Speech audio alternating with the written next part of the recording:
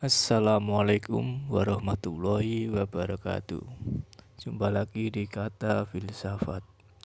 Masuk ke beberapa quotes dari buku itu yang menunjukkan ada sisi yang berbeda dalam gagasan tentang kebahagiaan ini, yang saya sebut anomali-anomali.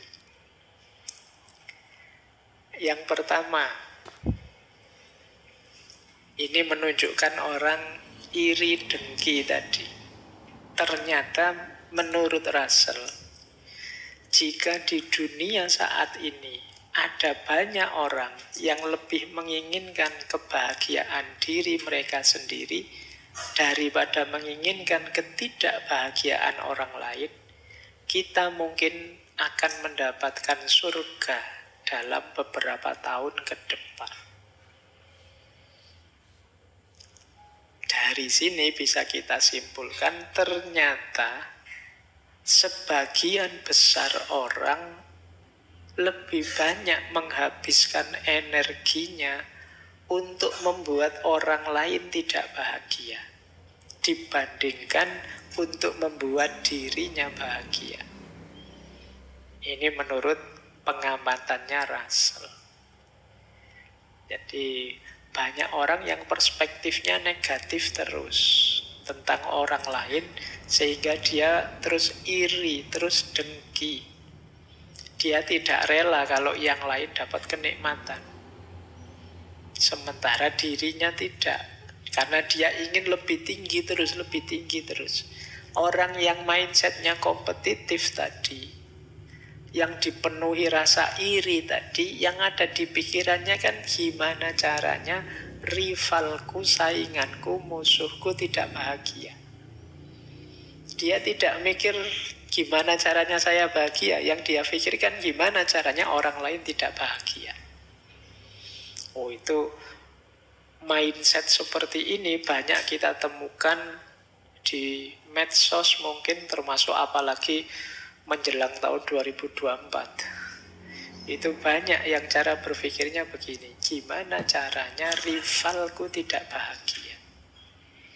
Entah dengan cara apa, kadang-kadang bikin berita-berita bohong, hoax-hoax dan lain sebagainya. Ini jenis anomali. Kalau semua orang berpikir gimana caranya saya bahagia, kata Russell, tidak lama lagi dunia ini kayak surga. Isinya orang-orang yang bahagia, ya orang bahagia itu berarti orang yang bersyukur. Nah, cuma ini mimpinya Russell, ya sulit sih. Orang itu kecenderungannya memang agresif, iri, dalam dirinya ada nafas namanya sabu'iyah. Ingin selalu menyerang dan menjatuhkan yang lain. Baik, anomali pertama ini coba kalian renungi ya. Semoga yang hadir malam hari ini tidak ada yang di sini. Tidak ada yang mikirnya hanya jatuhnya yang kalian benci dalam bidang apapun. Kalian ingin maju boleh, tapi semoga tidak dengan cara menginjak dan menjatuhkan yang lain. Kalian ingin menang baik-baik saja, tidak apa-apa, hebat, tapi tidak dengan cara merusak dan menghancurkan yang lain. Hebatlah dan menanglah bila perlu dengan mendukung dan menaikkan yang lain. Anomali pertama ini tentang kebahagiaan. Anomali kedua, ini lanjutannya. Menurut cermatannya Russell lagi, beberapa orang hanya bisa bahagia dengan membenci orang lain, bangsa lain, atau kepercayaan lain. Ini kalimatnya Russell ya. Semoga kita juga tidak di sini. Jadi kayak tadi, Pak, memang bahagia saya itu ya kalau membenci orang, atau membenci kepercayaan lain, atau membenci bangsa lain. Ya ini tentu saja bukan kebahagiaan. Ini kalau bahasa Jawa jenis angkara murka yang seperti ini. Isinya kebencian saja. Jalur bahagia itu jalur cinta, jalur kasih sayang dan semangat tadi, bukan jalur kebencian. Kebencian lewat jalur manapun tidak akan membuahkan kebahagiaan dalam bentuk apapun. Kalian boleh suka dengan atau tidak suka sesuatu, setuju atau tidak setuju sesuatu, tapi semoga bukan membenci. Karena kebencian betapapun sifatnya negatif. Emosi yang tidak hanya merusak yang kita benci, tapi juga merusak diri kita sendiri yang membenci. Ini yang disebut anomali. Kalau ada orang merasa, saya bahagianya ya kalau mukuli orang, Pak. Saya bahagianya ya kalau menghancurkan orang, Pak. Itu pasti bukan kebahagiaan. Mungkin kesenangan sesaat yang nanti efek negatifnya akan kita nikmati di fase-fase hidup selanjutnya. Berarti bukan kebahagiaan. Anomali kedua. Anomali ketiga. Kata Russell begini, saya menemukan sesuatu yang aneh. Setiap kali saya bicara dengan orang yang terpelajar, saya merasa yakin bahwa kebahagiaan itu tidak mungkin terjadi. Namun ketika saya bicara dengan tukang kebun saya merasa sebaliknya. Kenapa bisa begitu? Ya biasa sih, kita juga tahu kadang orang pinter itu suka membuat rumit hal-hal simpel. Barang yang sederhana saja terus dibikin jelimet, jadi ruwet. Jadi membahas kebahagiaan yang simpel, jangan iri, penuh kasih sayang lah, bekerjalah, itu kan sederhana sebenarnya. Tapi terus dibikin rumit, dibikin ruwet. Akhirnya wah, apa ya bisa bahagia saya dengan konsep serumit itu. Tapi begitu ngobrol dengan tukang kebun, kata Russell, kok rasanya gampang, bisalah kita bahagia. Coba ngobrol dengan orang biasa-biasa itu. Target-target hidup yang membahagiakannya simple, tidak jelimet. Kalau kalian ditanya, gimana caramu bisa bahagia? Wah, saya ingin jadi manusia yang bisa eksistensinya berkontribusi pada kehidupan baik di level vertikal maupun horizontal. Di mana? Itu cek rumite wong cuma pengen seneng saja kok. Dirumuskan sejelimet itu. Itu yang membuat Russell wong pengen bahagia, kalau ngobrol sama orang pinter malah jadi rumet. Sudahlah sama tukang kebun saja simpel, sama teman-teman nongkrong pinggir jalan itu lebih simpel, gampang, tidak terlalu dirumit-rumitkan teori. Makanya dia nulis buku ini buku tidak untuk kalangan terpelajar. Mungkin khawatirnya kalau ketemu orang terpelajar terus didebat, tidak jadi bahagia, jatuhnya debat akhirnya. Oh masa iya begitu, gak cocok dengan teorinya filosofi ini, filosofi itu, ruwet wes, tidak jadi bahagia akhirnya. Jadi bubar sudah. Kan kadang-kadang gitu.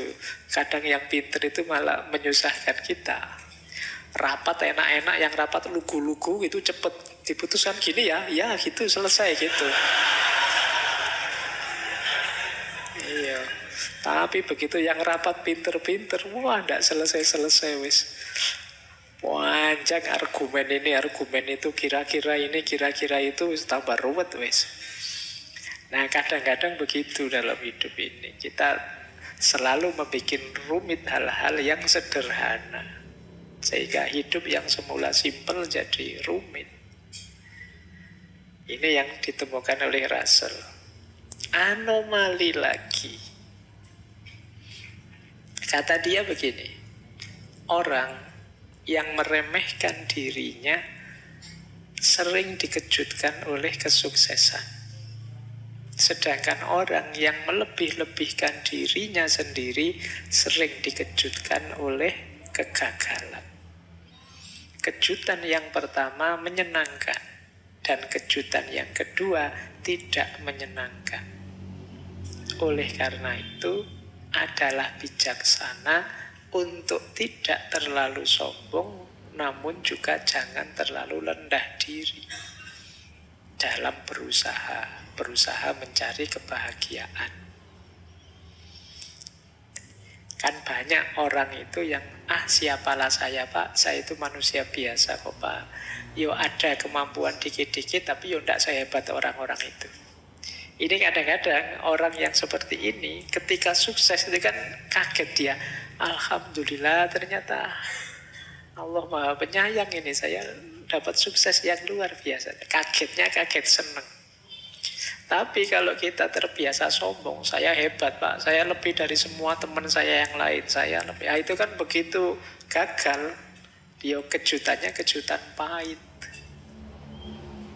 Jadi oleh karena itu apa kata Rasul, ya sudahlah, tidak usah terlalu merendahkan diri atau menyombongkan diri, biar tidak gampang terkejut. Biasa saja, nikmati saja apapun yang kita alami. Jangan melebih-lebihkan, juga jangan mengurang-urangkan. Yo paling tidak yang paling negatif ya melebih-lebihkan, karena kekagetannya kekagetan yang negatif. Kekagetan ketika menemukan kegagalan. Ini anomali dari Russell ketika melihat ternyata banyak orang yang sikapnya keliru untuk merancang kebahagiaan. Ada yang terlalu meremehkan dirinya sendiri, ada yang terlalu membesar-besarkan dirinya sendiri. Dua-duanya tidak positif karena potensial terkejut. Meskipun terkejut yang pertama enak, terkejut karena sukses. Terkejut yang kedua pahit, karena terkejut karena gagal. Baik, saya kira itu ya teman-teman. Itu materi dari Russell tentang cara menaklukkan kebahagiaan. Persis seperti yang dikatakan Russell, ini tidak rumit. Tidak perlu mengeringitkan dahi membahas rumit-rumit. Di masyarakat biasanya yang berjalan untuk meraih kebahagiaan ya rumus-rumus tadi.